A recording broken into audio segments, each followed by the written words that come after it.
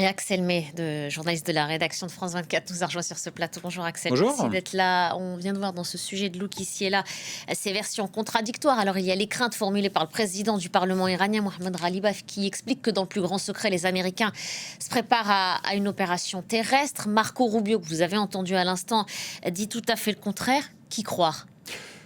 J'ai envie de vous citer aussi l'un des porte-parole de l'armée iranienne qui dit, je le cite, Trump brandit la menace le matin, puis se rétracte le soir même. Tantôt il parle de négociations, tantôt il décide de mener la guerre. Voilà, c'est ce porte-parole qui explique tout cela et qui qualifie, alors, là aussi je le cite, Trump d'individu instable et fourbe. Mais ça rejoint ce que disait aujourd'hui le président du Parlement iranien, qu'il y aurait secrètement l'envie de la part des Américains de mener des attaques avec une invasion terrestre ciblée. Et effectivement, vous disiez, Marco Rubio, lui, le chef de la diplomatie américaine, il explique qu'envoyer des troupes au sol, il disait ça vendredi, ce n'était pas l'hypothèse retenue. Mais l'hypothèse retenue, en fait, il faut comprendre.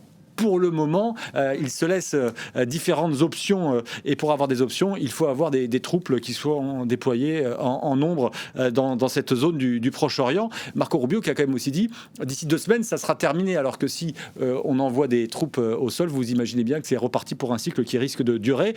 Quant à Donald Trump, oui, il souffle comme à son habitude, le chaud et le froid. Je relis ses propos début mars dans Air Force One. Il était il y a un journaliste qui lui demandait dans quelles circonstances enverriez-vous des troupes au sol. On était début mars. Et réponse de Donald Trump, il faudrait une très bonne raison pour que je puisse envoyer et que je décide d'envoyer des troupes au sol.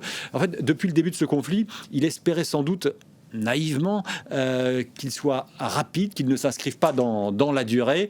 Et les informations du Washington Post ce week-end qui cite des responsables américains sous couvert d'anonymat confirmant que le Pentagone préparerait les opérations terrestres va justement dans le sens d'un conflit qui est en train de s'inscrire un peu plus dans la durée. Et le fait de savoir que des renforts sont déployés dans la région, qu'il y a ce porte-avions qui se déploie avec au moins 3500 hommes à bord, ça vient forcément accréditer cette possibilité. Cette possibilité-là, si attaque il y a terrestre, sous quelle forme, Axel? Est-ce qu'on a des éléments de réponse? Il y a forcément des plans qui ont été soumis au président américain. Ensuite, c'est lui qui tranchera. Mais ce porte-hélicoptère, pour être précis, alors là, c'est le Pentagone qu'on voit, mais ce porte-hélicoptère Tripoli avait quitté le Japon il y a une quinzaine de jours. On l'avait presque oublié, mais on savait qu'il avait quitté le Japon. Et donc là, l'annonce qui a été faite, c'est juste qu'il est arrivé sur zone. Et il y a cette 31e unité expéditionnaire des Marines, forte de 2500 hommes. Alors 3500 si on compte aussi les marins qui sont sur ce porte-hélicoptère Tripoli, puis sur les bateaux qui l'accompagnent, sont effectivement des hommes capables d'aller au sol. Et il y a un second groupe amphibie qui a quitté aussi, on en parle moins, mais qui va arriver sur zone, le porte-hélicoptère Boxer, qui lui est parti non pas du Japon, mais de la côte est américaine. Et il fait lui aussi actuellement route vers le Proche-Orient.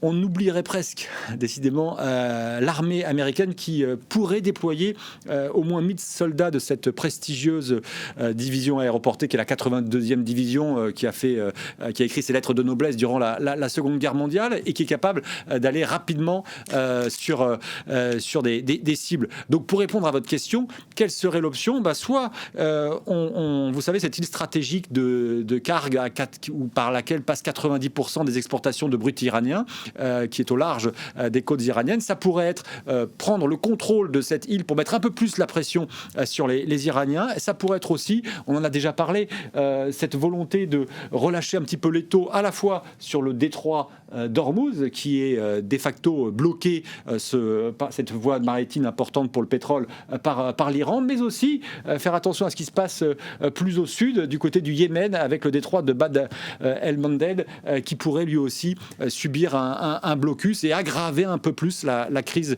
mondiale du pétrole à laquelle on assiste. Donc, il y a un renforcement massif actuellement des forces américaines. Est-ce qu'elles vont mener des petites opérations ou des opérations un peu plus larges?